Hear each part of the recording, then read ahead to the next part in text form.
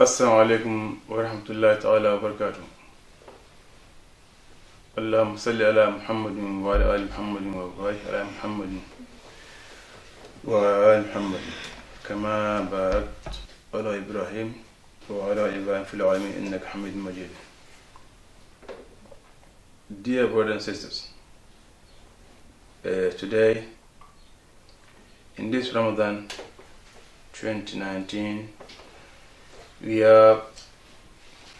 would like to remind all our brothers and sisters that about the zakat, which is put into two phases.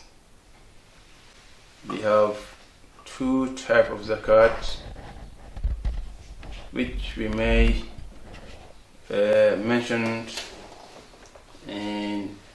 separately.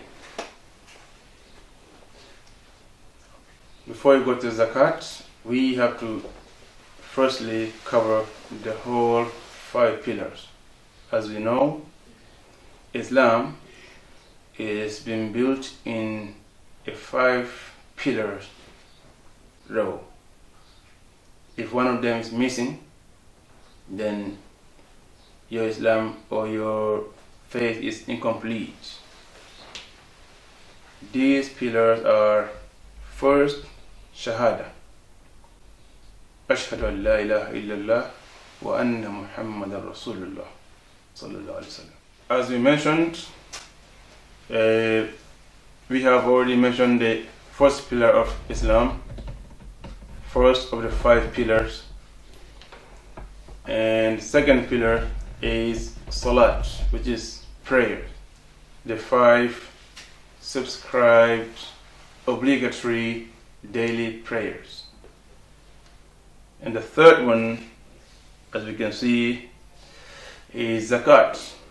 This is the topic that we're talking about today, but before that we go through the 5 pillars and then we come back to the zakat. The fourth one is Sawm, which we are actually on. We are fasting, alhamdulillah, and I may wish Ramadan Kareem for the whole Muslim or for the whole Ummah. And the fifth one is Hajj, the pilgrim.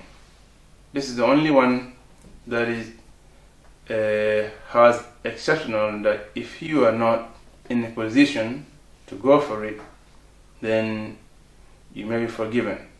These conditions include you financially broke, there is no way you can make it to Hajj, and this is one of the conditions, or you are unfit to go, you are struggling with the health, and this is also another condition.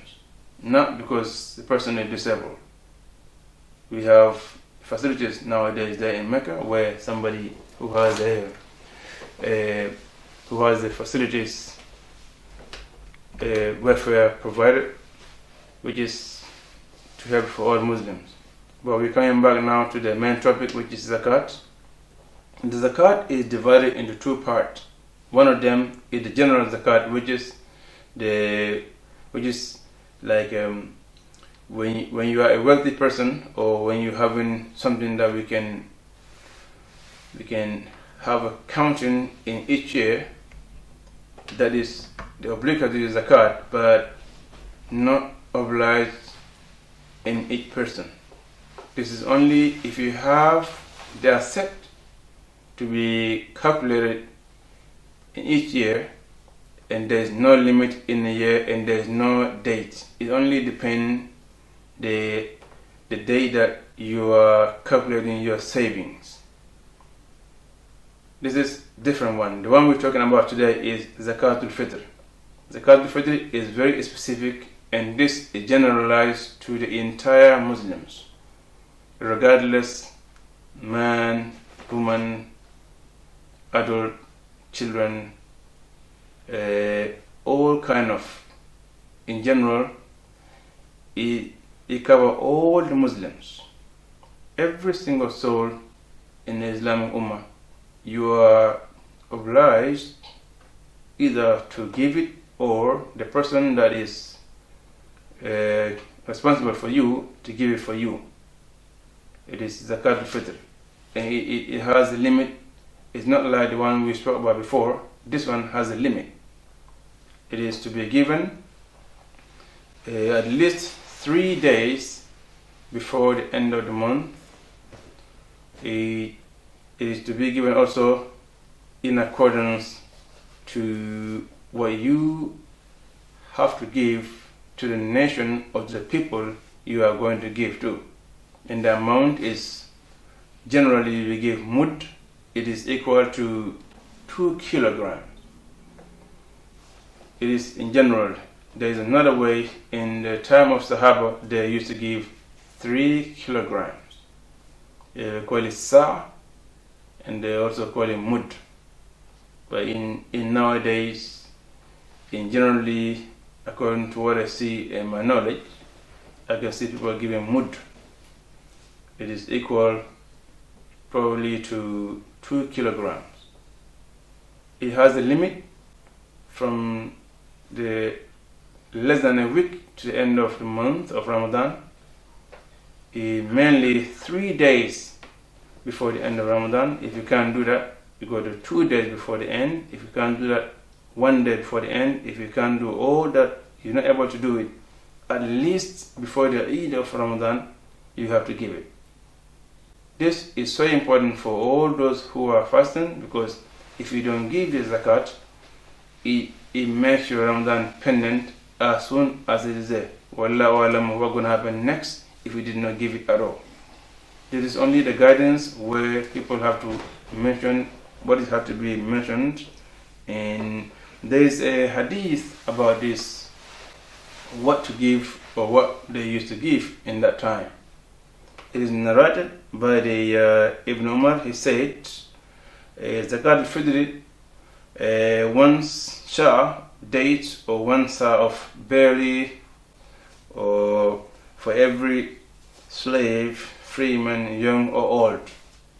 He described that it is the sa that I mentioned before, which is about 3 kilo they used to give, of which they lived with, or what they used to consume on, which is dates in the Arabian Peninsula. And this applies also to one of the help that Ibn Qayyum rahimahullah has helped the nation, and plus some other imams of the Sharia. They encourage us that when this mud is given, you do not have to give it in dates. It means that when you are giving this zakat or zakat al-fitr, you have to check to the nation or the people where you're giving it to, what they are consuming there. For instance, imagine you are from a country called the Guinea-Bissau, or one of the West African countries. You want to give zakat al-fitr to these nations. You mainly have to research what they are eating there, what they are consuming, and what they are having with them. Namely, I may guess to say they have rice and they have different type of corn. So in these places, you should not send something like kilos of dates, because this is not what they live there with. What they are using there and what they are consuming is the thing that you are allowed to send, because zakat means you are sending something to people, and those people, they will have to use it and they consume it, and they also enjoying it. It helps them for their daily nutrition and for their daily life, because this zakat also is something obligatory to you, but you should not waste it, or you should not give it to some location or some region where the zakat will be wasted. It has to be used as proper as it is recommended. That's why we all encourage one another.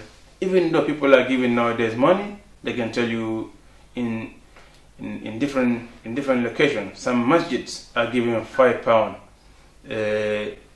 alternative to this mud or to this zakat. Some masjids are giving £3, some giving more than £5. So it depends the local masjid you are congregating, but in general, it used to be and is more needed to be given in food, but in a local food, in a local that or the food that local are consuming, and the thing that they will use, they will not waste. So we all of us are highly recommended not to waste our zakat. So we need to know, we need to do the research on knowing exactly what are we sending to which nation, what are they going to use, what do they need in there. Dear brothers and sisters, we still have to clarify certain things in this zakatul fitr. We have mentioned who should be given for. For instance, if you are responsible of a family or some people that they are all leaning on you, so you should be the one that giving zakat for them. For instance, your parent, your family, including your wife, sons, daughters, or anyone that maybe there should be some member of those who you are giving a family for. They are the one that you are responsible for. They could be not even your direct family, but they are directly in your responsibility. So you should give for them as much as possible as you can. In this case, where this zakat should be given, that's a good question. That you should not give it back to your family. The zakat fitr that you're taking off is something that you paying for your family. So it should not be returned back into your family. You should not give it to your parent. You should not give zakat fitr to your wife, kid, whatever you are, whoever member that you have, that you are already paying zakat fitr for. You should not give it back to them. Those who deserve this are those who really need them, which is outside of your family. They can be your neighbors, they can be far or near, wherever you know these people need it. Those who need those the zakat that you are giving away, those that deserve to be given that, and those are the ones that have the right to be given those zakat fitr. It could be those who are poor and those who really need that, and the thing that you are giving should be given to those who will really need to use it, not to give it to some people that you know they're not even in need for this. They will waste it. It's so important to know that the zakat fitr that you're giving should not be given to anybody who's going to be put it into waste. It should be to those who are in need of it, and who will use it, and who you also deserve to have it. In this case, it is so important that we all remember, so when we are giving the zakat, so who we are giving for and to where you're giving it to. Prophet ﷺ is also recommended that he said, if you help people or if you direct people into goodness, you, the person that did that, you will be having the same reward as those who are benefiting that. You will be included in that benefit. He also says, you should convey from me even if an ayah. بَلِّغُوا عَنِّي وَلَوْ بِآيَةٍ. That means not only the ayah, it can be hadith, it can be good action. If you are the one that who is, or as long as you are a Muslim, you are required that if it's possible, try at least once or twice or as many times as you can to convey a message from our Prophet ﷺ to the Ummah. That means including this zakat, including the salat, including anything that you can do in this Ummah, as long as you can put it into the way that people can understand, and they will use that in a way that they should use, so you are also included in the reward. So in that case, I may pray for the entire Ummah.